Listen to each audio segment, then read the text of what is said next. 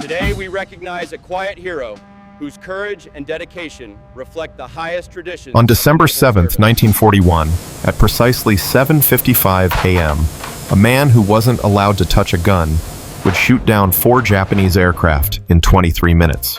His name was Dory Miller, and the U.S. Navy had assigned him one job washing dishes and collecting laundry for white officers. But when Pearl Harbor exploded into hell, this 6'3" mess attendant from Waco, Texas would prove that courage doesn't ask for permission, and heroism doesn't check the color of your skin first. Dory's hands moved through the breakfast plates, stack wipe stack again. Faster, always faster. 6 feet, 200 pounds of pure muscle, and the United States Navy had given him one mission: don't let the officer's eggs get cold. Miller, where's my coffee? Coming, sir? He poured. He smiled. He disappeared back into the kitchen like he was supposed to, like he'd been doing every single day since he stepped onto the USS West Virginia 2 years ago. This was December 6th, 1941. Just another Saturday in paradise. Just another day of being invisible. But Dory wasn't always invisible. 10 years earlier, he was somebody. Waco, Texas, McLennan County. Friday night lights blazing down on the A.J. Moore High School football field. Dory Miller, fullback number 34, crashing through defensive lines like they were made of paper. His teammates chanted his name. The crowd roared. For those 2 hours every Friday, he wasn't just another black kid from the cotton fields. He was a warrior. His coach grabbed him after one game, eyes bright with excitement. "Miller, you've got something special, real special." "Thank you, coach. I mean it. You could go places with this." Dory looked at his coach's face and saw the truth. Neither of them wanted to say out loud there were no places to go. Not in 1938. Not in Texas. Not for someone who looked like him. He went home that night to the 2-room house his family rented on the edge of town. His father, Connery, sat on the porch smoking a cigarette in the dark. Dory sat next to him. "Played good tonight." "Yes, sir." "Good ain't enough, son." His father didn't look at him, just stared out at the cotton field stretching into the darkness. "You can be the best football player in the whole state. Won't matter. They don't let our kind go further." "I know."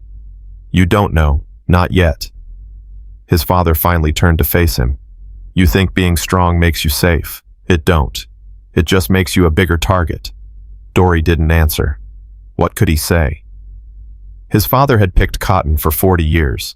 His back was bent, his hands were scarred, and he'd never owned a single thing except the clothes on his back. That wasn't going to be Dory's story. It couldn't be. 1 year later, September 1939, Dory pushed open the door to the Navy recruiting office in Waco. The recruiter was a white man in his 50s, belly hanging over his belt, barely glancing up from his paperwork. "Help you."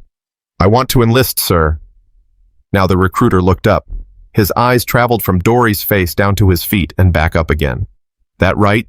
"Yes, sir. I want to serve my country." The recruiter pulled out a form. Didn't ask about Dory's education. Didn't ask about his football career or his work ethic or anything else. Just checked one box with his pen. "Messman branch. Only placement available for coloreds." Dory stared at that word. Messman. He knew what it meant. Cook, cleaner, servant. The recruiter slid the form across the desk. "You still want to sign?" Every instinct screamed at Dory to walk out, but he thought about the cotton fields. He thought about his father's bent back. He thought about spending the rest of his life in Waco picking cotton until his body gave out just like every other black man he'd ever known. He picked up the pen. "Yes, sir," his mother cried when he told her. His father just nodded like he'd been expecting it. His younger brother, James, asked if Dory would get to shoot guns and fight bad guys. "Maybe," Dory lied. "Maybe one day." Naval Training Station, Norfolk, Virginia, October 1939. Dory learned quickly what messman really meant. While white recruits trained with rifles and learned navigation and practiced battle drills, Dory learned how to fold a napkin into 8 different shapes.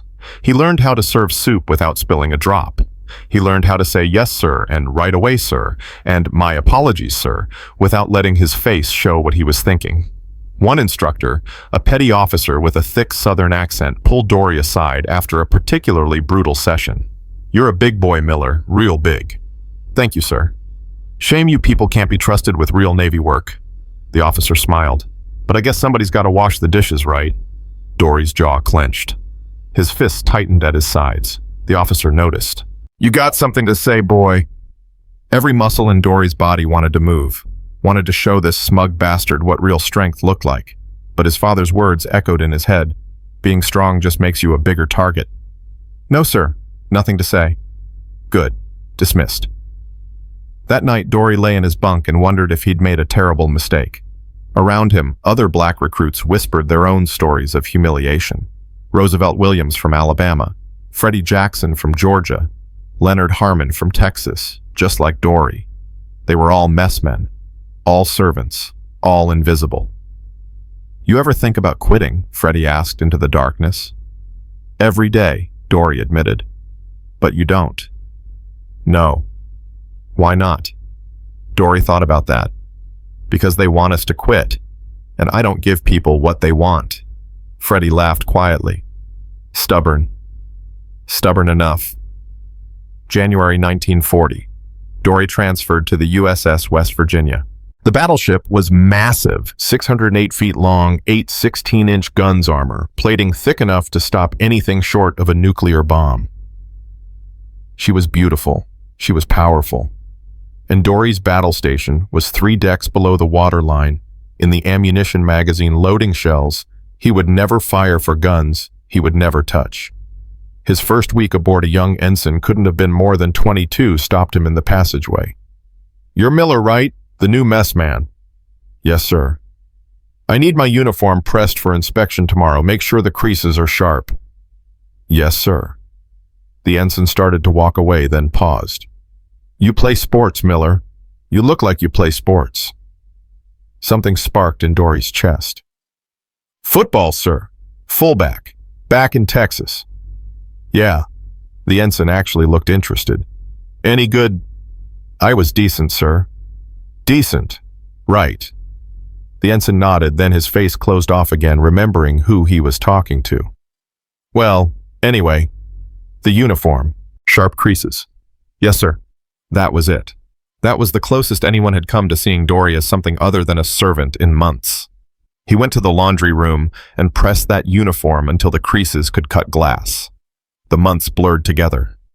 Wake up, serve breakfast, clean the officers' quarters, serve lunch, do laundry, serve dinner, clean the galley, sleep, repeat. The USS West Virginia sailed to different ports, San Diego, Long Beach, back to Pearl Harbor. Dory saw the world through porthole windows and brief moments of shore leave. He sent money home to his parents. He wrote letters to his brothers. He waited for something, anything to change. It didn't. December 6th, 1941, Saturday evening. Dory finished his shift and sat down with Freddie and Leonard in the mess deck. They played cards, poker, 5-card draw using matchsticks as chips because real gambling was against regulations. "You going on Liberty tomorrow?" Freddie asked, dealing the cards. "Nah, saving my money." Dory studied his hand. "You, church service on base, might as well get right with God, you know." Leonard snorted. "God ain't paying attention to what happens down here, brother. If he was, we wouldn't be washing white men's socks for a living." "Don't talk like that," Freddie said quietly. "Things change, just takes time." "How much time?" Leonard's voice rose. "My granddaddy was a slave. My daddy was a sharecropper. Now I'm a servant in a uniform. 3 generations and nothing changed except the name they call us." Dory threw down 2 cards, drew 2 more. "It'll change." "You really believe that?"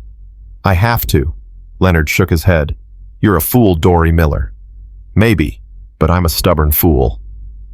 They finished the game in silence. Dory won with 3 aces. He collected his matchsticks like they were gold coins and went to his bunk. Around him, dozens of sailors settled in for the night. Some wrote letters, some read magazines. Someone had a radio playing swing music barely audible over the sound of the ship's ventilation system. Dory pulled out his own paper and pen. Started a letter home. "Dear Mama, I hope this finds you and Daddy well. Everything here is fine. The ship is good. The food is decent. I'm saving money like I promised." He paused. What else could he say? That he spent his days being treated like furniture, that his dreams of proving himself had turned into folding napkins and scrubbing floors, that sometimes he lay awake at night wondering if his father had been right, that being strong just made you a bigger target. He couldn't write that. So he wrote what she wanted to hear. "I'm making the family proud. Tell James to stay in school. Tell the others I said hello.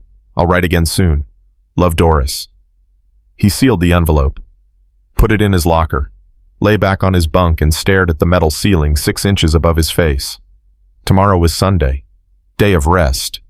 Maybe he'd sleep in. Maybe he'd... The ship's alarm exploded through the silence. 7 short blasts. 1 long blast. General quarters. All hands to battle stations.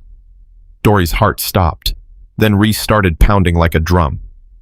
Around him, sailors were already moving, grabbing life jackets, running for their stations. This was a drill. Had to be a drill. They did drills all the time. But drills didn't come with the sound of explosions. Dory rolled out of his bunk and hit the deck running. The passageway was chaos, men shouting, lights flickering, the entire ship shuddering with impact after impact. He pushed through the crowd, heading for his battle station in the magazine. The floor tilted beneath his feet. Water was rushing in somewhere below. That couldn't be right. They were anchored in Pearl Harbor. They were safe. They were another explosion closer this time. The lights went out completely. Emergency lighting kicked in, bathing everything in red. Dory reached the ladder leading down to the magazine and found it blocked by rushing water. The compartment was flooding. His battle station was gone. He reversed course, fighting against the tide of sailors trying to escape the lower decks. A young kid, couldn't have been more than 18, slipped and went down in the water. Dory grabbed him by the collar, hauled him up, shoved him toward the ladder. "Move, go!" The kid scrambled up. Dory followed, his mind racing. If his battle station was compromised, he needed orders. He needed to find an officer. He emerged onto the main deck, and the world turned into hell. Pearl Harbor was burning. The USS Arizona, just 2 berths forward, was gone completely. Gone, replaced by a mushroom cloud of fire and smoke rising 1,000 feet into the sky. The USS Oklahoma was rolling over her hull, breaching the surface like a dying whale, men scrambling across her side, trying to find safety. Oil fires spread across the water. Bodies floated face down in the harbor. And overhead planes, dozens of planes, circled and dove and strafed with machine guns, the red circles on their wings unmistakable. Japan. Japan was attacking. They were at war. Miller. Someone grabbed his arm. Lieutenant Commander Johnson, the communications officer, his face black with smoke. "The captain's hit. We need stretcher bearers." Dory didn't hesitate. He ran toward the bridge, dodging debris and flames. Captain Mervyn Bennion lay on the deck, his abdomen torn open by shrapnel. Blood pooled beneath him. His eyes were unfocused, but he was still talking, still trying to give orders. "Counterflooding. Port side. Stop the list." "We've got you, sir." Dory knelt beside him. "We're going to move you. The ship. Save the ship." 2 other sailors appeared with a stretcher.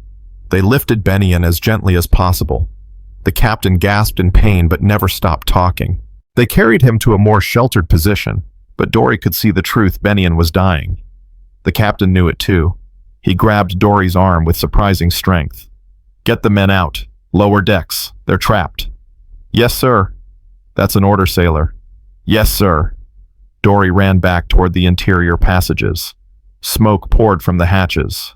He could hear screaming from below, men trapped in flooding compartments, men injured and unable to climb, men who would die if someone didn't reach them fast. He went in. The smoke was thick enough to choke.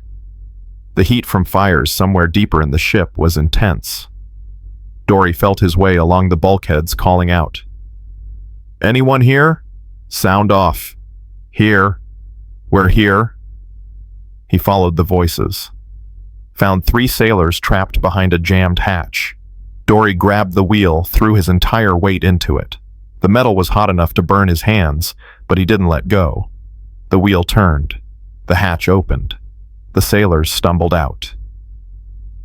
Go topside, now. He made 3 more trips, pulled out 7 men total. One of them was missing a leg. Dory carried him on his shoulders, the man's blood soaking into his uniform. He didn't care. He just kept moving. On his 4th trip up, he passed the anti-aircraft battery. One of the 50 caliber Browning machine guns sat unmanned. Its crew lay dead around it. Above them, Japanese planes dove in for another attack run. Dory stopped. He'd never fired a gun in his life, never been trained, never been allowed, but the gun was right there. The planes were right there, and he was standing on a burning ship in the middle of a war. Ensign Delano appeared next to him, breathing hard. Miller, can you operate this? I don't know, sir. Can you try? Dory looked at the gun, looked at the sky, looked at Delano. Yes, sir, I can try. He grabbed the handles. The metal was hot from previous firing. Delano showed him quickly. Here's the ammunition belt. Here's how you charge it. Here's the trigger aim through this sight. It took 30 seconds. Then Delano was gone, called away to other emergencies. Dory was alone with the weapon. A Japanese Val-dive bomber pulled out of its attack run 200 feet above the harbor, climbing banking, coming around for another pass. Dory tracked it with the gun. His hands felt clumsy. His heart hammered. Every voice in his head screamed that he didn't know what he was doing, that he'd been trained to cook, not fight, that this wasn't his place. Then he thought about Captain Bennion bleeding out on the deck, about the kid he'd pulled from the water, about his brothers down in the mess deck, about 2 years of being told he wasn't good enough to touch a weapon. He squeezed the trigger. The gun roared. The recoil slammed into his shoulders like a mule kick. Tracers streamed toward the aircraft in a bright arc. Dory adjusted his aim, walking the fire toward the target. The tracers connected. Pieces flew off the plane's wing. It wobbled, smoking, and veered away. Dory didn't celebrate. He was already tracking the next target. Another dive bomber, coming in fast and low. He let it squeezed, fired. The tracers reached out like fingers of light. The plane's canopy shattered. It pitched forward, nose down, and slammed into the harbor in an explosion of water and burning fuel. That's 1. Delano had returned, feeding ammunition. Keep firing. Dory kept firing. A Zero fighter strafed the deck, machine guns blazing. Dory swung the gun and returned fire. The Zero banked hard, trailing smoke from its engine.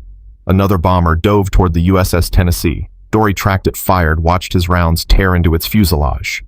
The plane's bomb fell short, exploding harmlessly in the water. Time disappeared. There was only the gun, the targets, the constant roar of battle. His shoulders burned from the recoil. His hands were raw from gripping the hot metal. The ammunition belt fed through the weapon in an endless stream. The barrel glowed red hot. He didn't stop. A Val bomber came straight at the West Virginia, diving, almost vertically, bomb clearly visible under its belly. Dory tracked it, led it, fired.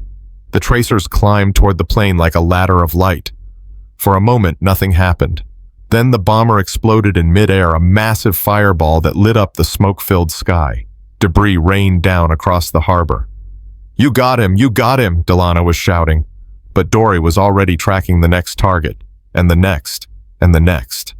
He didn't know he was making history. He just knew that for the first time in 2 years, for the first time since he'd put on the uniform, he was fighting. Really fighting. Not serving. Not cleaning, not staying in his place. He was a warrior again, and the enemy would learn what that meant. The ammunition belt ran dry with a metallic click that cut through the chaos like silence. Dory's hands moved automatically to reload, but Delano grabbed his shoulder. We're out! Magazines flooded! Dory stared at the empty gun. His ears rang from the sustained firing. His shoulders screamed in pain. The barrel glowed orange-red heat waves shimmering off the metal. Around him, Pearl Harbor burned like the end of the world. But overhead, the sky was clearing. The Japanese planes were pulling back, regrouping, heading back to their carriers. How long had he been firing?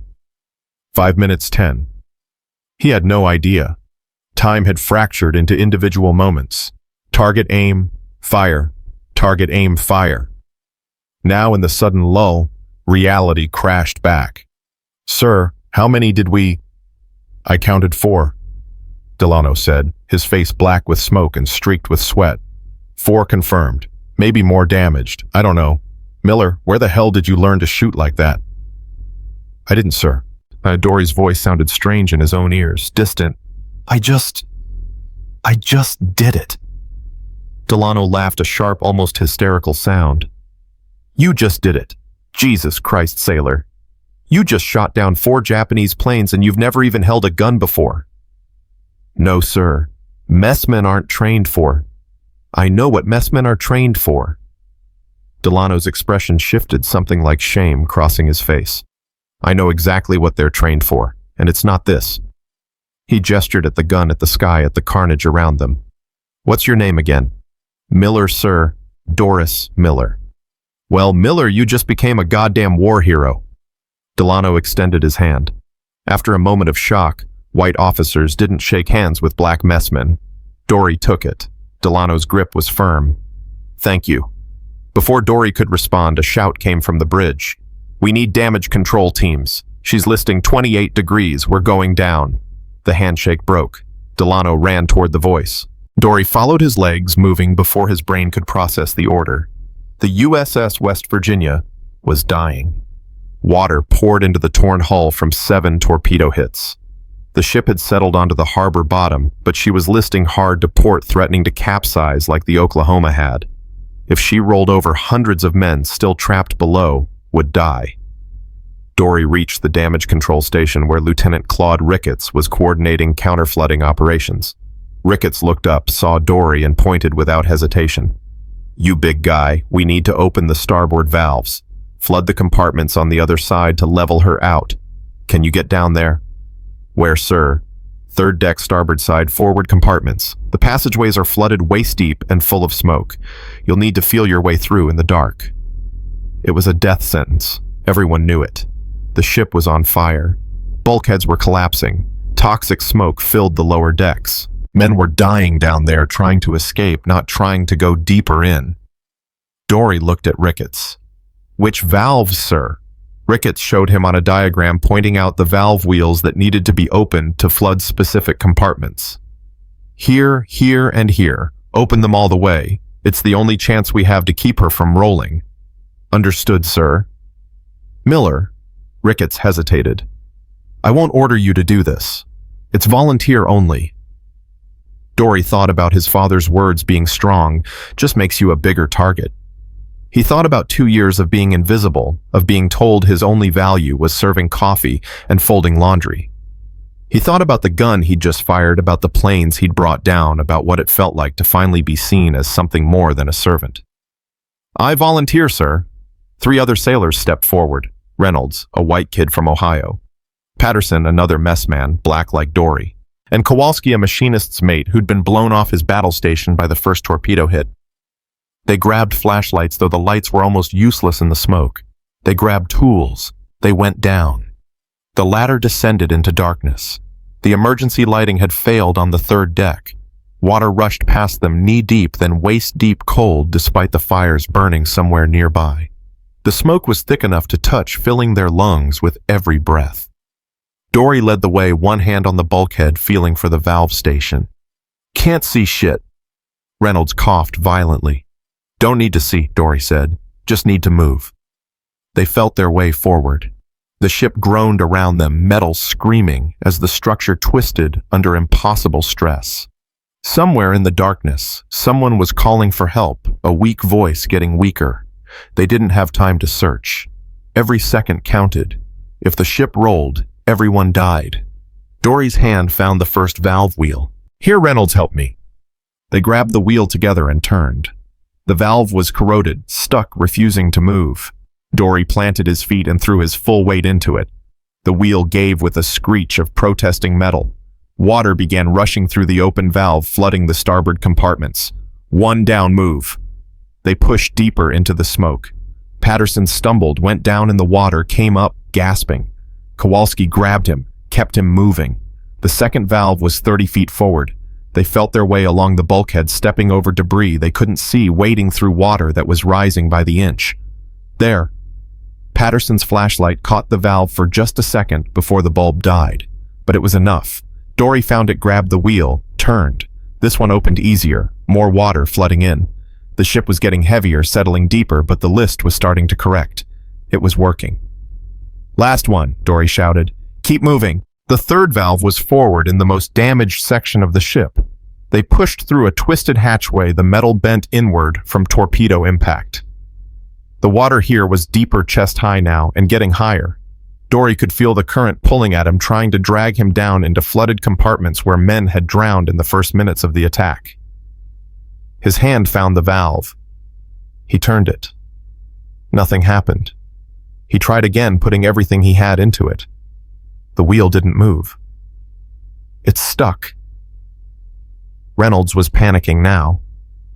"We need to go back. The water's too high." "Wait." Kowalski pulled out a pipe wrench from his tool belt. "Try this." Dory fitted the wrench onto the valve wheel, used it as a lever, pushed. The metal groaned. His muscles screamed. The water was at his shoulders now. In another minute, it would be over their heads. "Come on." He pushed harder. The valve wheel moved just a fraction of an inch, but it moved. He kept pushing. Reynolds and Patterson grabbed the wrench too, adding their weight. Kowalski braced against the bulkhead, giving them leverage. The wheel turned. The valve opened. Water rushed in with a roar. "Go, go, go!" Dory shouted. They scrambled back the way they'd come, fighting against the current. The water was at their necks now. Patterson lost his footing again. Dory grabbed him by the collar, kept him above water. They reached the hatchway, pulled themselves through, found the ladder, climbed.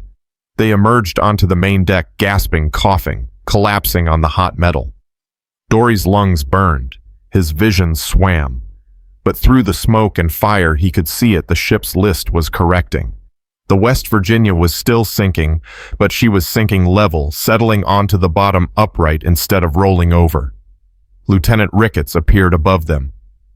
"Did you get them, all three valves?" Dory could barely speak. "Yes, sir. All three." "You magnificent bastards." Ricketts was grinning, tears cutting tracks through the soot on his face. "You saved the ship. You saved everyone still alive on board." Around them, the first wave of attack had ended, but the fires still raged. The USS Arizona was gone, sunk with over 1,000 men trapped inside her. The USS Oklahoma had capsized. The USS California was sinking. The USS Nevada, attempting to escape the harbor, was grounded and burning. Across Ford Island, aircraft hangars were destroyed. At Hickam Field, planes burned on the runway. The Pacific Fleet had been gutted in less than 2 hours. But the West Virginia was still there. Damaged, burning, but upright. Hundreds of men were still alive who would have died if the ship had rolled. And they were alive because 4 sailors had volunteered to go into hell and open some valves. "All right," Ricketts said, pulling himself together.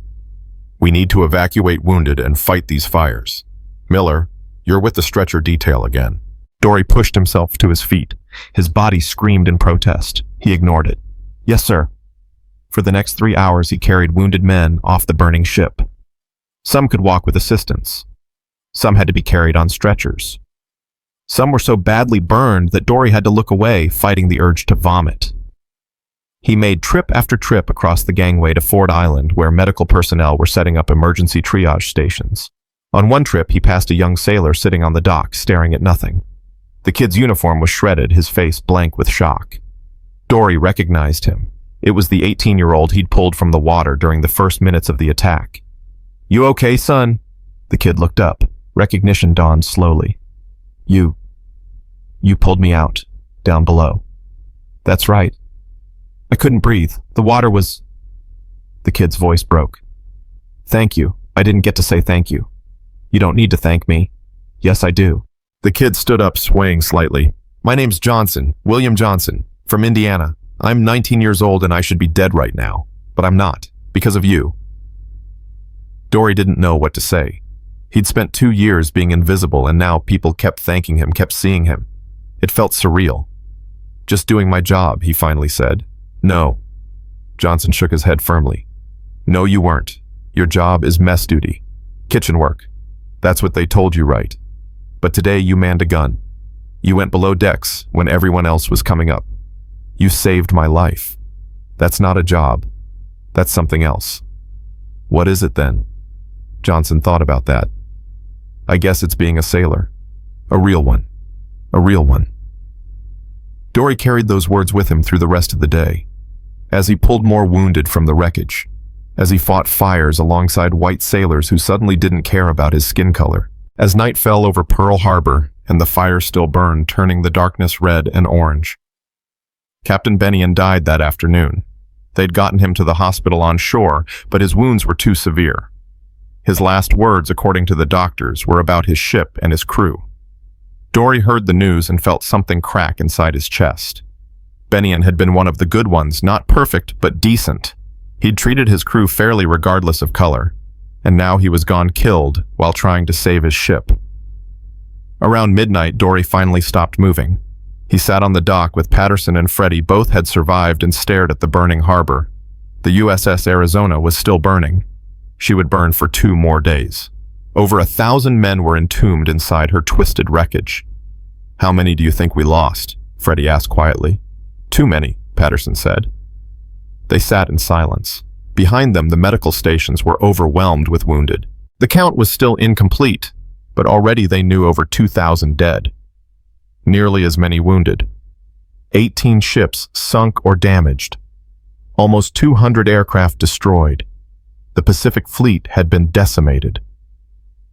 What happens now? Freddie's voice was small, scared. Now, Patterson lit a cigarette with shaking hands. Now we're at war. Dory thought about the gun, about the feeling of finally fighting back, about Captain Bennion's last order, save the ship, about young William Johnson saying, "You're a real sailor." Good, he said quietly. Patterson and Freddie both turned to look at him. Good, Freddie repeated. Dory, we just got our asses handed to us. How is that good? Because now they can't pretend anymore. Dory's voice was steady, certain. For 2 years they told me I wasn't good enough to fight. Told all of us we weren't soldiers, just servants. But today, when it mattered, we fought. We saved lives. We brought down enemy planes. And they saw it. Everyone saw it. One saw. You think that'll change anything? Patterson sounded skeptical. It has to. Dory looked at his hands. They were raw, blistered from the hot gun covered in other men's blood. It has to change something, because I'm not going back to just folding laundry. Not after today. None of us are. Across the harbor, something exploded on the Arizona, another secondary blast from the fires. The flames leaped higher. In their light, Dory could see dozens of other sailors sitting along the waterfront, watching, processing, trying to understand how their world had changed so completely in a single morning. A white officer walked past their group, then stopped and came back. It was Ensign Delano. He looked exhausted, his uniform filthy, his eyes red from smoke. "Miller," he said, "I just filed my report on the gun action. I put you in for a commendation." Dory stood quickly. "Sir, that's not necessary." "Yes, it is." Delano's voice was firm. 4 confirmed kills. Maybe more. You saved lives today. That deserves recognition. He paused, seeming to struggle with something. "I'm also putting in a recommendation that messmen be allowed weapons training. After what I saw today, it's insane that we've been wasting capable men like you on kitchen duty." "Thank you, sir." Delano nodded and walked away. Freddie let out a low whistle. "Did that just happen?" "I think so," Patterson said. "A commendation," Freddie repeated. "Dory, you might actually get promoted out of mess duty." But Dory wasn't thinking about promotions. He was thinking about all the black sailors who would come after him, all the ones who'd been told they weren't good enough.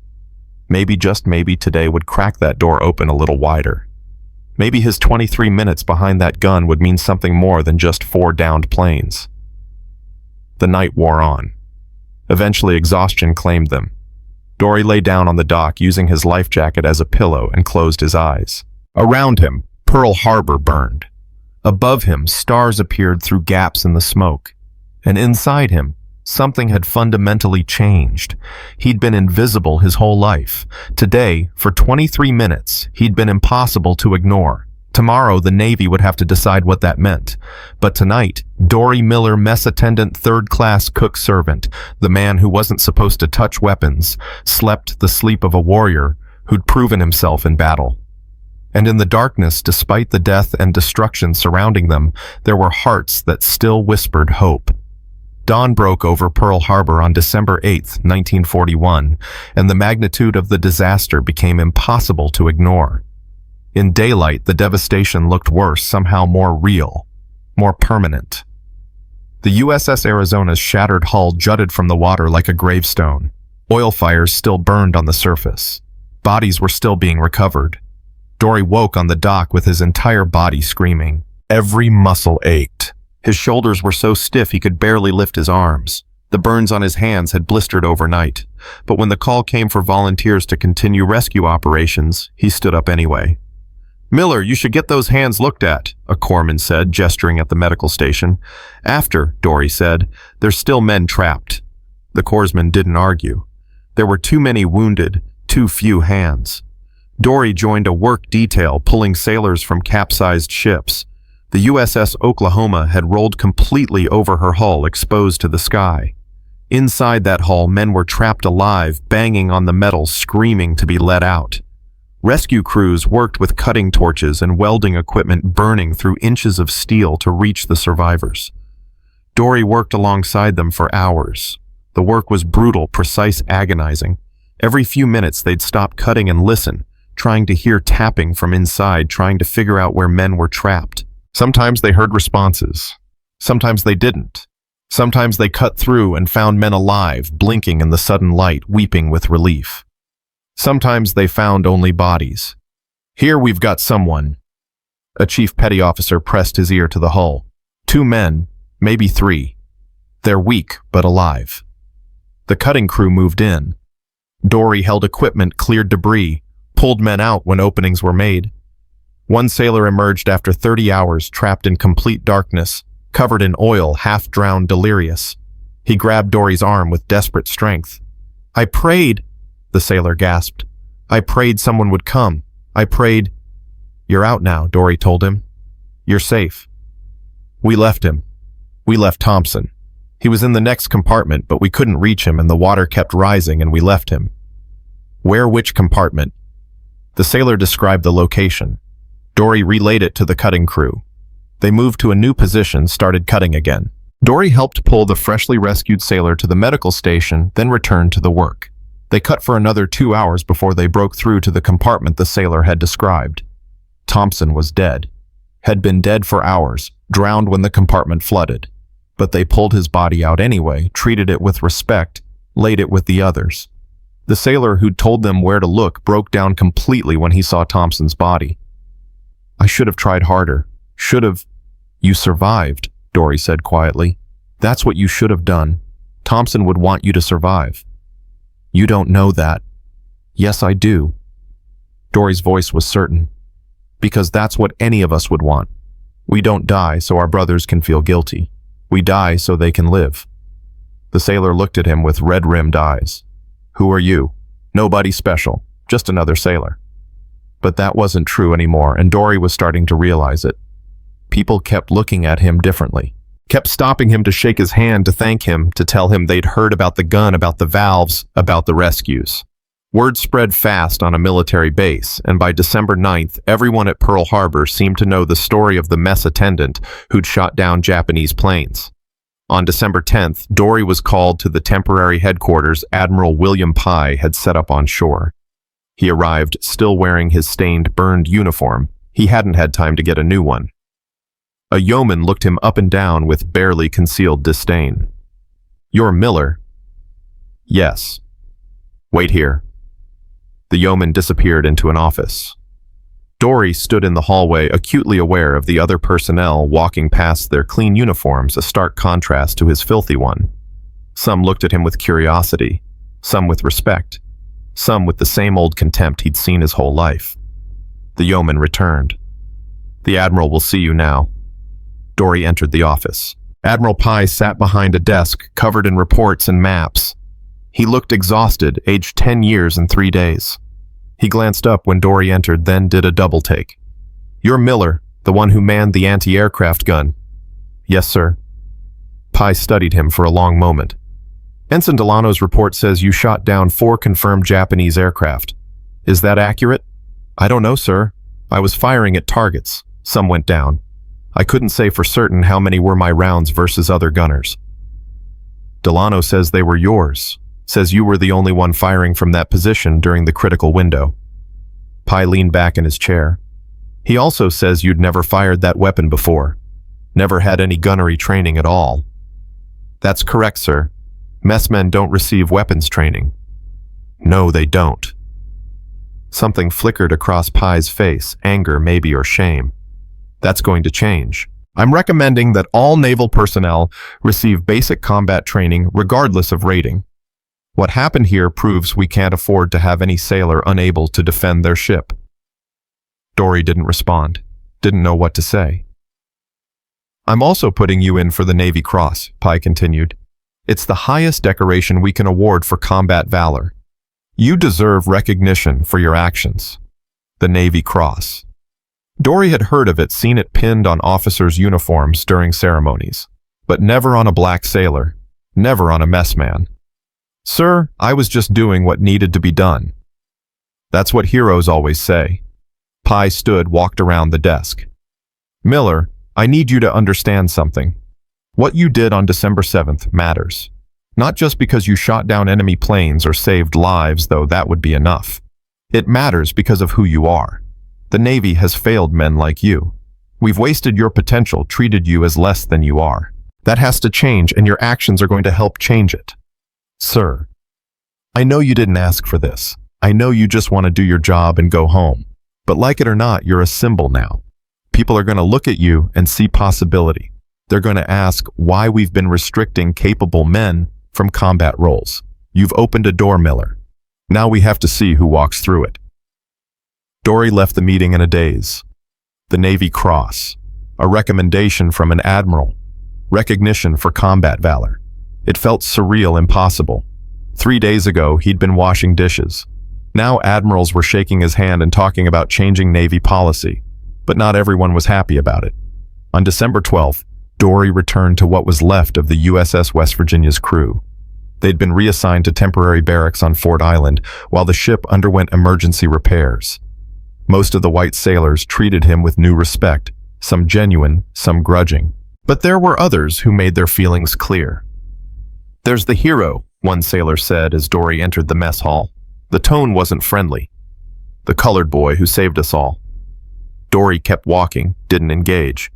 But the sailor wasn't done. "Heard you're getting the Navy Cross. That's something ain't it never seen a N with a medal before."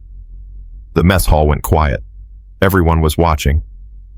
Dory turned slowly to face the sailor, a second-class petty officer named Morrison from Alabama. Morrison was bigger than most men, but still 4 inches shorter than Dory, and 50 pounds lighter. "You want to finish that word?" Dory asked quietly. Morrison's face flushed red. "You threatening me, boy?" "No threat. Just a question. You started to say something. I want to hear you finish it." Morrison stood up. His buddies grabbed his arms, holding him back. "You ain't worth it," one of them muttered. "He's Admiral's pet now. Can't touch him." "That's right," Morrison spat. "Hide behind the brass. That's all your kind knows how to do."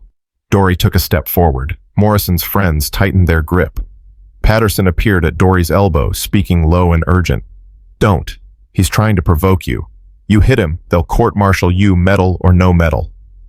Dory knew Patterson was right, knew that for black sailors the rules were different. A white sailor could throw a punch and get a week's restriction. A black sailor would face serious charges. It had always been that way. But something had changed inside Dory on December 7th. He'd crossed a line he couldn't uncross. He'd stopped being invisible. And invisible men could be ignored, could swallow their anger, could walk away. But heroes were expected to stand up. "I'm not hiding," Dory said, his voice carrying across the silent mess hall. "I'm standing right here. If you've got something to say to me, say it." But when you're done talking, remember this. 3 days ago, when Japanese planes were tearing this base apart, I was on deck fighting. Where were you? Morrison. Morrison's face went from red to purple. I was at my battle station, which was where below decks, in a magazine, somewhere safe. Dory took another step forward. Patterson's hand on his arm was the only thing keeping him from closing the distance completely. I was up top with bullets and bombs falling all around me, firing a gun. I'd never been trained on killing enemy pilots while they tried to kill me. So before you tell me what my kind knows how to do, maybe you should ask yourself what you did while Pearl Harbor burned. I was following orders. So was I. Except my orders were to stay in the kitchen and keep my mouth shut. But when the shooting started, orders didn't matter anymore. Survival mattered. Fighting back mattered. And I did that. Whether you like it or not, whether it fits your ideas about who I'm supposed to be or not, I fought and I won. Dory's voice dropped lower, more intense. You want to have a problem with that? We can take it outside right now. No ranks, no regulations, just you and me. Or you can sit down, finish your meal, and remember that we're on the same side in this war. The silence stretched out. Morrison's friends were whispering urgently in his ears, pulling him back toward his seat. Finally, Morrison shook them off and stormed out of the mess hall. His buddies followed. The tension broke. Conversations resumed quieter than before. Patterson exhaled slowly. That was either really brave or really stupid. Maybe both, Dory admitted. His hands were shaking with adrenaline. He'd been ready to fight consequences be damned. You know he's going to cause trouble, him and his friends. They're not going to forget this. Good. I don't want them to forget. I want them to remember that they can't push us around anymore. Not after what we did, not after we proved ourselves. You proved yourself, Patterson corrected. The rest of us are still just mess men. For now. But Pi said things are changing. If they are, it's because we made them change, by doing what they said we couldn't do. That night, Dory lay in his bunk and thought about Morrison's anger. It wasn't really about the Navy Cross or the gun or any specific action. It was about fear. Fear that if black sailors could be heroes, could be warriors, could be equals, then the entire structure that kept men like Morrison feeling superior would collapse. That scared some people more than Japanese bombs. But the bombs had already fallen. The structure was already collapsing. The only question was, what would be built in its place? On December 15th, reporters arrived at Pearl Harbor. The Navy had kept the disaster secret for over a week, but now they were allowing limited press access. The story of the attack would be national news, and the Navy wanted to control the narrative. They wanted stories of heroism and resilience, not just devastation and death. A Navy public affairs officer approached Dory in the barracks. Miller, we need you for photographs. Press is here, and they want to document the heroes of Pearl Harbor. Dory followed the officer to a staging area where other decorated sailors were gathering. All of them were white. When Dory arrived, the photographers looked confused. This is Miller, the public affairs officer explained. 4 confirmed air kills, Navy Cross recipient. One photographer trailed off looking uncomfortable. He's a hero, the officer said firmly. Same as everyone else here. Now take the picture. The photographs were awkward. Dory stood at the back of the group, taller than everyone else, but somehow still less visible. The photographers kept adjusting the lineup, moving Dory around, never quite satisfied with the composition. Finally, they settled on a shot with Dory partially obscured by other sailors. Perfect, the photographer said. That'll work. After the photo session, Dory returned to his duties. The West Virginia was being patched up enough to be refloated and moved to dry dock for proper repairs. The work crews needed extra hands. Dory volunteered, grateful for something physical to do, something that kept his mind occupied. He worked alongside Kowalski, the machinist's mate, who'd helped him with the valves. They were hauling damaged equipment up from below decks, twisted metal burned machinery pieces of what had once been a functioning warship. Heard you had trouble with Morrison, Kowalski said, as they dragged a section of destroyed ventilation system across the deck. Word travels fast. Always does. For what it's worth, Morrison's an ass. Most of the guys thought you handled it right. Some think you should have knocked his teeth out. Others think you should have just walked away. Kowalski shrugged. I think you did exactly what you needed to do. Stood your ground without throwing the first punch. That takes more guts than fighting." They worked in silence for a while. Then Kowalski spoke again, his voice more hesitant. "I never really thought about it before. About what it must be like for you guys. The messmen, I mean. Always serving, never fighting. Never getting credit for what you do." He paused. "That's wrong. I can see that now. But I never saw it before." "Most people don't see what they don't want to see," Dory said. "Yeah, but I'm seeing it now, and I'm going to remember it. When this war is over, when we rebuild everything, I'm going to remember that the first person I saw shoot down a Japanese plane was a black sailor who wasn't supposed to be holding a gun. That's going to mean something." Dory hoped he was right, hoped that what happened at Pearl Harbor would crack open doors that had been locked for generations. But hope was a fragile thing, easily crushed by the weight of reality. 3 weeks after the attack on December 29, 1941, Dory received new orders. He was being transferred to the USS Indianapolis, a Portland-class cruiser that had escaped Pearl Harbor undamaged. He'd remain a messman. The Navy wasn't promoting him despite everything, but he'd be on a ship that could still fight. Before he left, he visited the temporary graves at the Halawa Naval Cemetery. Over 400 sailors were buried there, more being added every day as bodies were recovered. He stood in front of one grave marker that read simply, "Unknown Sailor, USS Arizona." "I won't forget," Dory said quietly to the grave. "I'll keep fighting, for you and everyone else who didn't make it out." He saluted the grave, held the salute for a long moment, then turned and walked away. The USS Indianapolis was waiting. The war was waiting. And Doris Miller, still officially a mess attendant, still officially not qualified for combat, still officially less than equal, was ready to show the world again what heroes really looked like. Behind him, Pearl Harbor continued its recovery. Ships were being raised, rebuilt, repaired. The dead were being counted and buried. The wounded were being treated. And slowly, carefully, almost reluctantly, the United States Navy was beginning to ask questions it had never asked before. Questions about who could fight, who could lead, who could be trusted with the defense of the nation. Questions that men like Morrison feared, and men like Dory had been waiting their whole lives to answer. In the heart of military rigidity and racial prejudice and a system built to keep certain men invisible, a mess, attendant had become impossible to ignore. And though the whispers of change were faint, barely audible over the sounds of repair work and preparation for war, they were there, growing stronger, spreading wider. Through barriers of regulation and hate, through the steel walls of discrimination, those whispers still found their way. The USS Indianapolis cut through Pacific waters in January 1942, and Dory Miller was back in the galley, back to serving officers who didn't look at him, back to washing dishes and pressing uniforms. The Navy Cross ceremony hadn't happened yet. There were bureaucratic delays, paperwork to process, approvals to secure. So for now, he was just another messman, as if December 7th had never happened. But the other messmen knew. The crew knew. And they treated him differently. "Miller, you really shoot down 4 planes?" a young mess attendant asked one morning. The kid was 17, fresh from basic training, assigned to mess duty like every other black recruit. "That's what they tell me," Dory said, scrubbing a pot. With no training. The kid was quiet for a moment, processing that. "My recruiter said mess duty was all we could do, said we weren't suited for combat roles."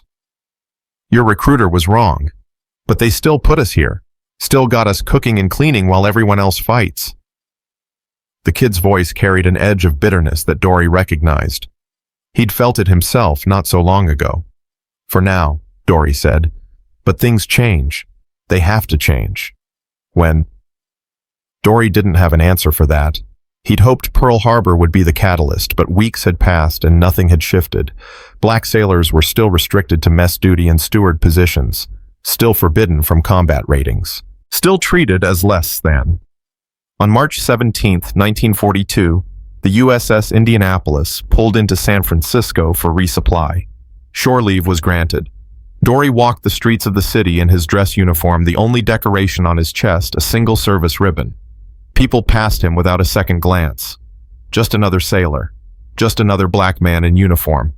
He found a phone booth and called home. His mother answered on the third ring. "Doris, is that you?" "Hi, Mama." Her voice broke with emotion. Thank God you're alive. We heard about Pearl Harbor and we didn't know they wouldn't tell us anything." "I'm fine, Mama. I'm okay." The newspaper said thousands died. They said the whole fleet was destroyed. Not destroyed, damaged. We're rebuilding. He paused. "Mama, I need to tell you something about what happened that day." He told her everything. About the attack, about the gun, about the planes he'd shot down, about the valves and the rescues and the fires. He'd been holding it in for months, unable to write it all down, unable to process it himself. Now it poured out in a rush. His mother was silent for a long time after he finished. Then she said very quietly, "Your father needs to hear this." His father's voice came on the line, gruff, suspicious. "Doris." "Yes, sir." "Your mother says you're a hero now." "I just did what needed doing." "That's what heroes do." His father's voice softened slightly. "I was wrong, son. When you left, I told you being strong would just make you a target, but you proved me wrong. You showed them what you could do." "I tried to, sir." "And they recognized it. They're promoting you, treating you right." Dory hesitated. "They're giving me a medal, but I'm still mess duty, still the same rating I had before." The silence on the other end was heavy with understanding. "So nothing changed?" "Not yet." "Will it?" "I don't know, sir. I hope so." His father sighed. "Hope is good, son. But hope doesn't fill bellies or change minds. You did something extraordinary and they're still keeping you in the kitchen. That tell you everything you need to know about how they really see us." Dory knew his father was right, but he couldn't accept it, wouldn't accept it. Maybe it takes time, maybe nothing. "You listen to me, Doris." His father's voice grew urgent. "I'm proud of you, prouder than I can say, but don't expect them to treat you fair just because you earned it. The world doesn't work that way, not for men like us." "Then maybe I need to make it work that way." His father laughed a sad, tired sound. "Good luck with that. But be careful. Heroes who push too hard end up dead." They talked for a few more minutes before the operator cut them off. Dory hung up the phone and stood in the booth, his father's words echoing in his head. Heroes who push too hard end up dead. On May 27, 1942, 3.5 months after Pearl Harbor, the Navy finally held the ceremony. Admiral Chester Nimitz himself pinned the Navy Cross on Dory's chest aboard the aircraft carrier USS Enterprise in Pearl Harbor. Photographers captured the moment. Reporters scribbled notes. Other sailors stood at attention, watching. Nimitz shook Dory's hand. "This marks the first time the Navy Cross has been awarded to an enlisted man of the Negro race. Your actions represent the highest traditions of naval service." "Thank you, sir." "The country needs heroes right now, Miller. You've given us one. Don't let us down." "I won't, sir." The ceremony ended. Dory returned to the Indianapolis with a medal on his chest and the same rank he'd had before. Mess Attendant 3rd Class. The photographers had gotten their pictures. The Navy had gotten their propaganda. And Dory had gotten a piece of metal that changed nothing about his actual duties. But something had changed even if the Navy didn't want to acknowledge it. Black newspapers across the country ran the story. The Pittsburgh Courier, the Chicago Defender, the Baltimore Afro-American. They printed photos of Dory with his Navy Cross, wrote articles about the hero the Navy had tried to keep quiet. Black communities celebrated. Black mothers pointed to his picture and told their sons, see what you can be. Letters arrived by the dozens, from black sailors serving on other ships, from families back home, from civil rights leaders who saw Dory's story as proof that segregation and discrimination had no place in the military. One letter came from a lawyer named Thurgood Marshall, who wrote about using Dory's example in court cases challenging military segregation. Dory read every letter, answered as many as he could, but the attention made him uncomfortable. He hadn't fought for recognition or political change. He'd fought because his ship was sinking and his brothers were dying and there was a gun in front of him and an enemy in the sky. "You okay?" Patterson asked one evening, finding Dory on deck staring at the ocean, just thinking about how everything changed and nothing changed. Dory gestured at his uniform. "I've got a Navy Cross now, first black recipient, historic moment, and tomorrow I'll still be serving breakfast and washing dishes like none of it matters." "It matters," Patterson said firmly. "Maybe not to the brass, maybe not to the system, but it matters to every black sailor who sees that medal and realizes we're capable of more than they tell us we are. Is that enough? It has to be. For now." Patterson lit a cigarette, offered one to Dory. Dory declined. "You know what I heard? They're talking about forming all-black gun crews, letting us train on weapons. Nothing official yet, just talk. But that's more than we had before Pearl Harbor." "Talk is cheap." "Sometimes talk is the first step." Patterson exhaled smoke. "You opened a door, Dory. Even if it's just cracked open, even if they're fighting to keep it from opening wider, it's open. Now we have to keep pushing until it swings all the way." Through the summer and fall of 1942, the USS Indianapolis fought in the Pacific Theater, the Battle of the Coral Sea, the Battle of Midway. Dory remained in mess duty, serving officers who discussed strategy over meals he'd prepared, planning battles he'd never be officially allowed to fight in. But when general quarters sounded when the ship came under attack, nobody cared about his rating. He manned whatever gun needed. Manning fought alongside white sailors who'd forgotten to be racist when Japanese planes were diving at their heads. After the Battle of Midway, a young ensign approached Dory in the galley. "Miller, I saw you on the anti-aircraft gun during the attack." "Yes, sir." "That's not your assigned battle station." "No, sir. My station was compromised. I improvised." The ensign studied him. "You're the one from Pearl Harbor, the Navy Cross." "Yes, sir. I read about you. In the papers." The ensign hesitated. "My father says the Navy made a mistake giving you that medal. Says it sends the wrong message about integration." Dory's jaw tightened. "What do you think, sir?" "I think your father's opinion doesn't mean shit when Japanese planes are shooting at me and you're the one keeping them off our ship." The ensign extended his hand. "Thank you for what you did, at Pearl Harbor and here, officially and unofficially." Dory shook his hand. These moments were becoming more common. Individual white sailors, usually younger ones, who'd seen combat and realized that skin color didn't matter when bullets were flying. But individual acceptance wasn't systemic change. The Navy's official policy remained unchanged. In November 1943, Dory received new orders. He was being transferred to the escort carrier, USS Liscombe Bay. It was a smaller ship, less prestigious than the Indianapolis, but it was a combat assignment. He'd still be mess duty, but he'd be in the fight. Before he left the Indianapolis, the crew threw him a send-off. White and black sailors together, drinking illegally in the mess deck, sharing stories and jokes. Kowalski was there, having also transferred to the Indianapolis months earlier. To Miller, Kowalski raised his cup. "The toughest son of a bitch I've ever served with. May the Liscombe Bay treat you well." They drank. Someone started singing. Others joined in. For a few hours, the divisions didn't matter. They were just sailors, brothers in arms, united by shared danger and mutual respect. But the next morning, the divisions reasserted themselves. Dory packed his sea bag, said his goodbyes, and transferred to the Liscombe Bay, knowing that nothing had fundamentally changed. He was still a messman, still restricted, still waiting for the door to open wider. The USS Liscombe Bay was part of Task Force 52, supporting the invasion of the Gilbert Islands in the Central Pacific. The carrier launched bombing runs against Japanese positions on Mackinac Atoll, covering marine landings, providing close air support. Dory served meals and cleaned quarters and waited for his chance to fight. That chance came in the early morning of November 24th, 1943. The Liscombe Bay was steaming with the task force roughly 20 miles southwest of Butaritari. The sun hadn't risen yet. Most of the crew was asleep or just waking. Dory was in the galley starting breakfast prep. The ship's routine was normal, unchanged, peaceful.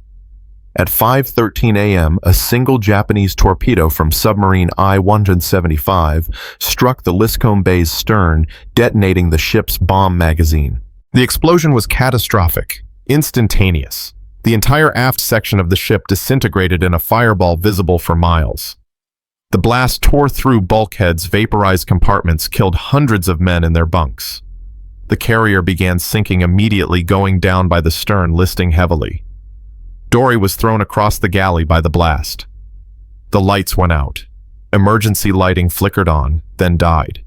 In the darkness, he could hear screaming metal, tearing water rushing in. He pulled himself up, felt blood on his face, didn't know if it was his or someone else's. Abandoned ship. The order came over the dying intercom system. All hands, abandoned ship. Dory ran for the ladder to the main deck. The passageway was chaos, men trapped, injured, dying. He grabbed a sailor who was stumbling blind through the smoke, guided him toward the exit. Found another, then another. The ship was going down fast, the angle steepening with every second. He emerged on deck and saw the devastation. The entire stern was gone. Just gone. Replaced by flames and wreckage and empty space. Men were jumping into the water, swimming away from the sinking ship. Life rafts were deploying those that hadn't been destroyed in the blast. Miller helped me. A messman named Jones was trying to free a life raft that had jammed in its housing. Dory ran over, grabbed the mechanism, wrenched it free. The raft deployed, hitting the water. Jones jumped after it. "Come on." Dory looked back at the ship. Men were still trapped inside. He could hear them screaming. The ship was nearly vertical now, stern underwater, bow rising toward the sky. In another minute, she'd be gone. He jumped. The water was cold dark, filled with oil and debris. Dory swam hard away from the suction that would pull him down when the ship sank. Around him, other sailors struggled in the water, some wounded, some burned, some already dead, and floating face down. The life raft was 20 yards away. He swam toward it. Behind him, the USS Liscombe Bay slipped beneath the surface with a sound like the world ending. The suction pulled at him, tried to drag him under. He kicked harder, fought against it, reached the raft just as the ship disappeared completely. Jones pulled him into the raft. Jesus Christ, she's gone. The whole ship's just gone. Dory looked back at where the Liscombe Bay had been. Nothing but burning oil and floating debris. The sun was starting to rise, painting the sky red. Around them, dozens of men floated in the water, calling for help, crying for their mothers, dying slowly from injuries or exposure. "We need to pull them in," Dory said. "As many as we can." They spent the next hour pulling survivors from the water. The life raft was designed for 10 men. They got 20 aboard before it couldn't hold anymore. Men clung to the sides, holding on with whatever strength they had left. Some lost their grip and slipped away into the darkness. Some died in the raft, their wounds too severe. Rescue ships arrived within hours. Destroyers picked up survivors, transferred them to larger vessels. Of the 916 men aboard the Liscombe Bay, only 272 survived. It was the greatest loss of life on an American aircraft carrier in the entire war. Dory sat on the deck of the rescue ship, wrapped in a blanket, watching the sun rise fully over the Pacific. Jones sat next to him, also wrapped in a blanket, both of them shivering despite the tropical heat. "We should be dead," Jones said. "By all rights, we should be at the bottom with the others. But we're not. Why us and not them?" Dory didn't have an answer. Survival was random, capricious, cruel in its selectivity. He'd saved men at Pearl Harbor who'd gone on to die in other battles. He'd survived the Liscombe Bay while better men had drowned. There was no logic to it, no justice, no reason. "I don't know," he finally said. "I don't know why we're here, and they're not." 3 days later, the Navy informed him that he was being reassigned to a shore station in San Diego. No explanation given, just orders. He'd survived the war on land, training new recruits far from combat. He never understood if it was because they wanted to protect their decorated hero or because they wanted him out of harm's way, so he couldn't become a symbol in death as well as life. Either way, his fighting days were over. The war continued without him. Black sailors gradually gained more opportunities, not equality, but steps toward it. The Navy began accepting black recruits for general service ratings in 1944. It was progress, slow and grudging, but progress nonetheless. Progress built on foundations that men like Dory had laid with their blood and sacrifice. But for Dory, none of it felt like enough. He'd fought in 2 major actions, earned the Navy Cross, proven himself repeatedly. And he was still just a messman, still waiting for the door to open all the way, still hoping that his example would matter to someone somewhere. He trained recruits in San Diego through 1944 and into 1945, taught them discipline and duty and how to survive in combat. The young black recruits looked at him with awe, seeing his Navy Cross, knowing his story. The white recruits were more mixed, some respectful, some resentful. All of them processing the cognitive dissonance of a decorated war hero who couldn't even eat in the same mess hall as them. And through it all, Dory carried the weight of the Liscombe Bay. The faces of men who died in the water, the screams from inside the sinking ship, the random cruelty of survival. He'd been given chances that others hadn't. He'd lived while hundreds drowned. That guilt never left him. By 1945, victory was close, but countless had already vanished into the depths. Victory came in August 1945 with mushroom clouds over Japan and surrender papers signed on the deck of the USS Missouri. Dory Miller wasn't there to see it. He'd been training recruits in San Diego when the news came through. Japan had surrendered, the war was over. The killing could finally stop. The base erupted in celebration. Sailors cheered, threw their caps in the air, embraced each other without regard to rank or race. For one brief moment, the joy of survival erased all divisions. Dory stood in the training yard, watching young men celebrate, feeling strangely empty. He should be happy. He was alive. America had won.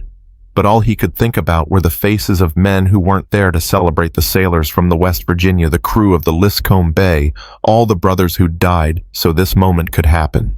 A young recruit approached him, still grinning from ear to ear. "Chief Miller, we won. We actually won."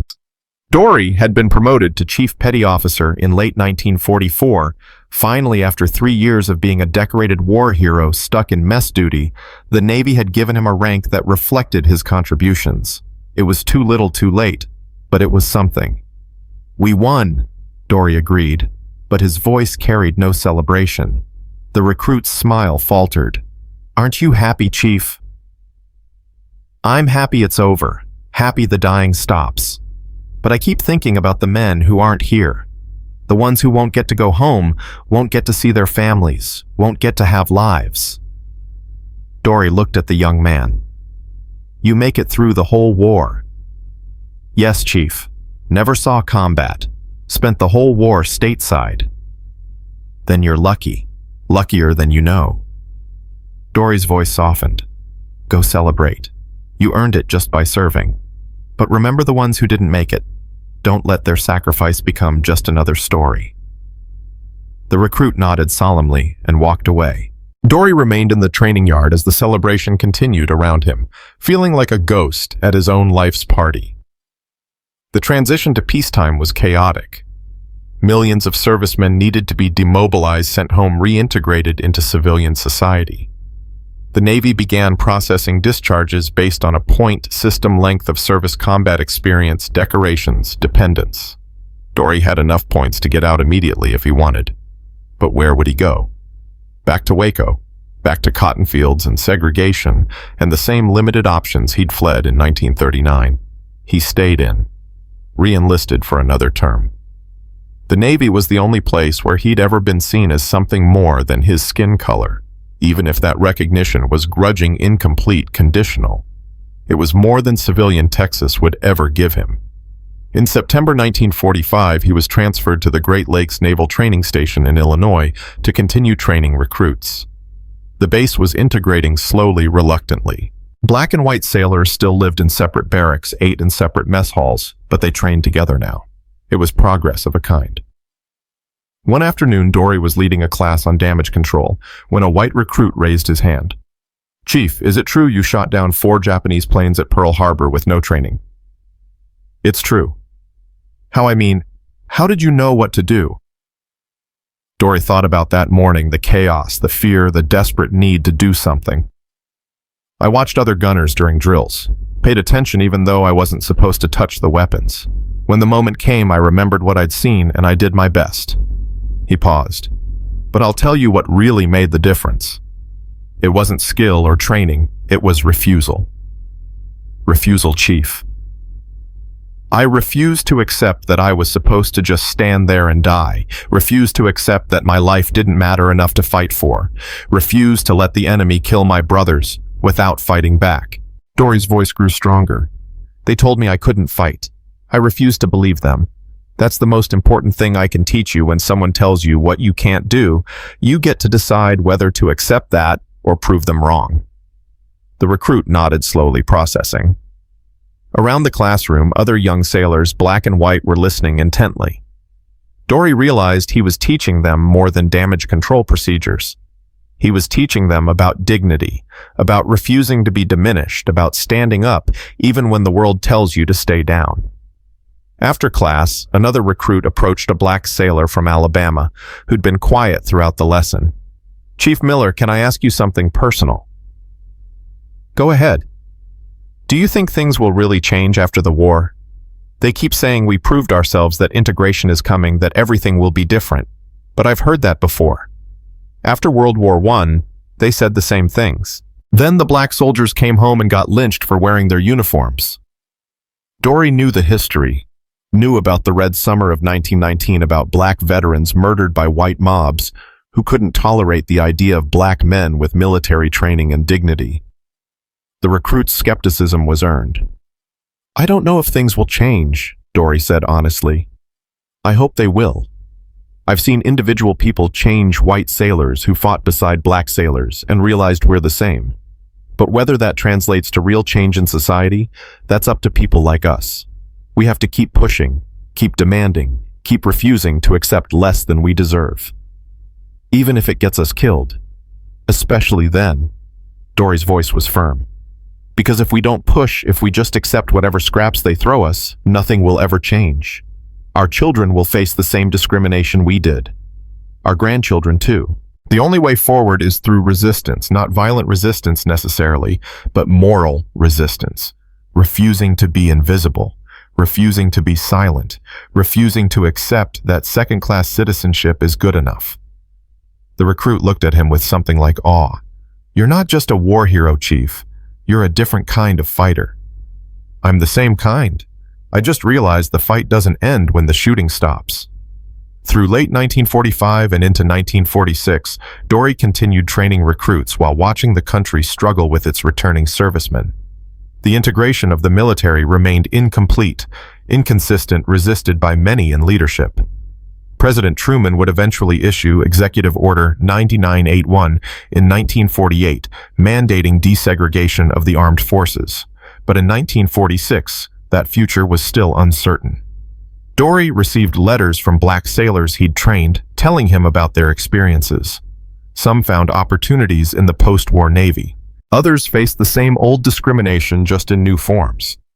One letter came from Patterson, who'd survived the war and was trying to make a career in the Navy. "They're still keeping us out of most ratings," Patterson wrote. "Still treating us like we're only good for service work. I've got 5 years of combat experience and they won't let me advance. I'm thinking about getting out, but I don't know what's waiting for me in civilian life. At least in the Navy, I occasionally get treated like a real sailor. Back home, I'm just another who needs to know his place. What do I do?" "Dory, what's the right answer?" Dory sat with that letter for a long time before responding. He wanted to tell Patterson that everything would be fine, that the Navy would recognize his worth, that America would embrace its black veterans. But he couldn't lie. "There's no easy answer," he finally wrote back. "You have to decide what you can live with and what you can't. Staying in means continuing to fight against a system that doesn't want to change. Getting out means facing a civilian world that might be even worse. Either way, you'll be fighting. The only question is which battlefield you choose. Whatever you decide, remember that your service mattered. The men you fought beside know what you're worth, even if the system doesn't." In March 1947, Dory received notification that the Navy was naming a destroyer escort after him, the USS Miller hull number DE-1091. He would be the first black sailor to have a ship named in his honor while still alive. The Navy made a ceremony of it, invited press, positioned it as proof of their commitment to integration and equality. Dory attended the ceremony at the Boston Navy Yard. Officials gave speeches about progress and brotherhood. Reporters asked him how it felt to be honored this way. He gave them the answers they wanted to hear: grateful, honored, proud. But inside, he felt the same emptiness he'd felt on VJ Day. A ship with his name, a medal on his chest, the respect of individual sailors. But the system itself remained fundamentally unchanged. Black sailors were still restricted, still discriminated against, still fighting for basic dignity. His heroism had opened a door, but the door kept trying to close, and the people pushing to keep it open were exhausted. After the ceremony, an older black man approached him. The man was in his 60s, walked with a cane, wore a World War I veteran's pin on his lapel. "Chief Miller, I wanted to shake your hand." Dory shook it. "Thank you, sir. I fought in France in 1918. Came home expecting things to change. They didn't. 30 years later, you young men fought again. And I see they're still making you fight for basic respect." The old veteran's eyes were sad. "I'm sorry. I'm sorry we didn't do enough to change things for your generation." "You did what you could, sir, just like we're doing what we can." "Is it enough, though? Will your children have to fight the same battles?" Dory looked at the ship bearing his name floating in Boston Harbor. "I don't know. But I know we can't stop fighting. If we do everything we suffered for means nothing." The old veteran nodded. "Keep fighting then, and maybe, God willing, your children will live in a better world than we did." They stood together watching the USS Miller, two generations of black servicemen connected by shared struggle and uncertain hope. Through 1947 and 1948, Dory remained in the Navy training recruits, pushing for change where he could, fighting small battles against institutional racism. He wasn't naive. He knew real change would take decades, maybe generations. But he also knew that every small victory mattered. Every black sailor who got promoted, every white officer who learned to see past skin color, every regulation that got revised, they all added up to something larger. In 1948, President Truman signed Executive Order 9981, mandating full integration of the armed forces. The change was slow, met with resistance, but it was official policy now. Dory watched younger black sailors access opportunities that had been closed to him, saw them train as pilots and gunners and officers, and felt a bittersweet satisfaction. The door he'd helped crack open was finally swinging wider, but he also knew the cost, knew how many men had died waiting for change that came too late, knew how much potential had been wasted by a system too stubborn to see value in all its people. In 1952, at age 32, Dory Miller retired from the Navy after 13 years of service. He'd achieved the rank of Chief Petty Officer, earned the Navy Cross, had a ship named after him, trained thousands of sailors. He'd proven himself 100 times over, and he was tired. He returned to Waco, Texas, the place he'd left as a desperate 19-year-old looking for something better. The town had changed some. Still segregated, still difficult, but changed. His parents were older. His father's back more bent. His mother's hair gray. They welcomed him home with tears and pride. "You did good, son," his father said. "Better than I ever imagined." Dory looked at the cotton fields he'd worked as a child, still there, still being worked by black families who didn't own the land. "Did I, though I fought in a war for freedom while black people back home still couldn't vote, couldn't eat in certain restaurants, couldn't drink from certain water fountains? What did I actually accomplish?" "You showed them what we're capable of," his mother said firmly. "You proved that the limitations they put on us are lies. That matters, Doris. That matters more than you know." "Does it? Because I look around and I see the same old Waco, same old Texas, same old country that doesn't want to change." "Change is coming," his father said. "Slow, but coming. And it's coming because men like you refuse to stay in your place. You kicked down doors, made them see us differently. That's not nothing." Dory wanted to believe that. Wanted to believe his 23 minutes at Pearl Harbor had meant something beyond the immediate tactical victory. Wanted to believe the years of fighting discrimination while serving his country had moved the needle somehow. In the years that followed, he worked various jobs around Waco, never quite finding his place in civilian life, the way he'd found it in the Navy. He married, had no children, lived quietly. Occasionally, reporters would track him down for anniversary stories about Pearl Harbor. He'd tell them about December 7th, about the gun, about the planes. He gave them good quotes about bravery and duty, but he never told them about the emptiness, about feeling like a symbol instead of a person, about wondering if his sacrifice had actually changed anything meaningful. In 1973, the Navy commissioned a Knox-class frigate named USS Miller, replacing the destroyer Escort. In 2020, they announced plans for a nuclear-powered aircraft carrier, the USS Doris Miller CVN-81, scheduled for completion in the 2030s. The most advanced warship ever built would carry the name of a man who'd once been told he wasn't good enough to touch a gun. Dory didn't live to see either of those ships. He passed away in his sleep in 1991, at age 71, in the same small house in Waco where he'd grown up. The local paper ran a small obituary. The Navy sent a delegation to his funeral. They played taps, folded a flag, presented it to his widow. But his story didn't end there. It couldn't end there. In the decades after his death, Doris Miller became what he'd always been reluctant to be in life: a symbol. A representation of courage under fire, of fighting despite being told you couldn't, of refusing to accept the limitations others tried to impose. Schools were named after him. Statues were erected. His face appeared in museum exhibits and history books.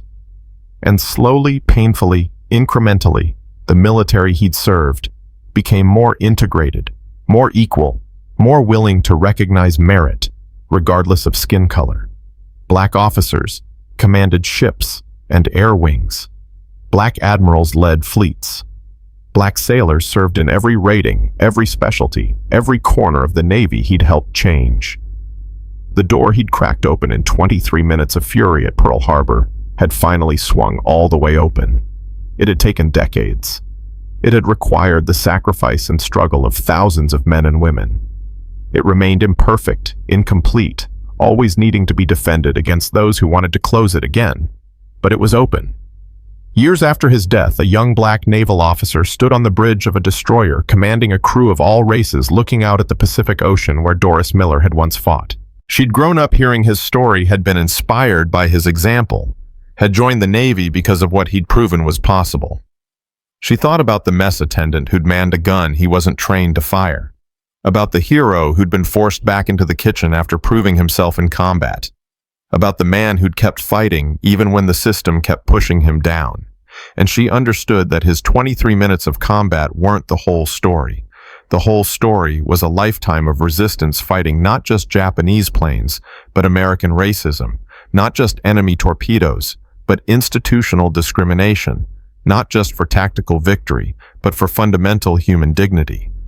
The waves continued their endless rhythm against the ship's hull.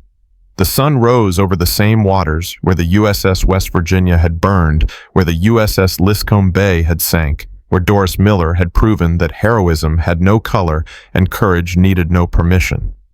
They'd tried to keep him invisible. He'd refused. They'd tried to limit his potential. He'd exceeded it anyway. They'd tried to make him small.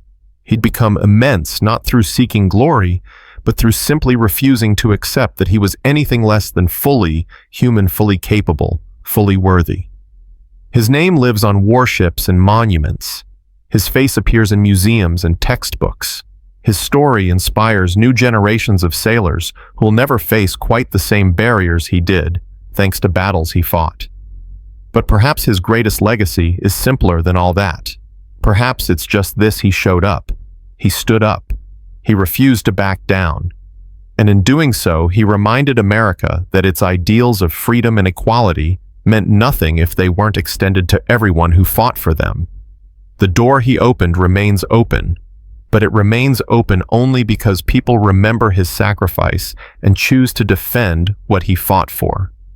If you believe his name deserves to be remembered, share this story. And in the comments below, write the name of someone you know who fought for dignity, who refused to be diminished, who stood up when others said to stay down. Because Doris Miller's story isn't just history, it's a continuing call to courage that echoes across generations, reminding us that heroes aren't born.